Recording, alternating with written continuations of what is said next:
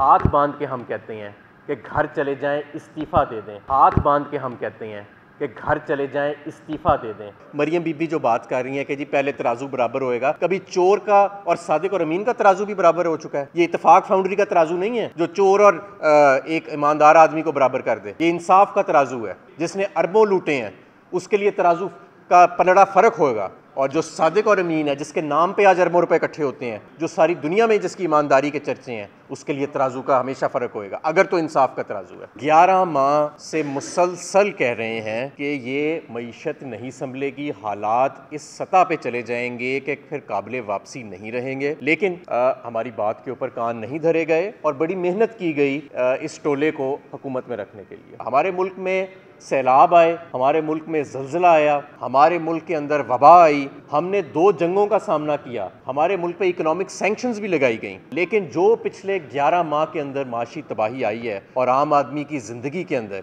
जो परेशानी और मुश्किलात आई हैं और जिस तरह पाकिस्तान के पोटेंशल को और पाकिस्तान की सोसाइटी को तबाह किया गया है, इससे पहले कभी नहीं हुआ।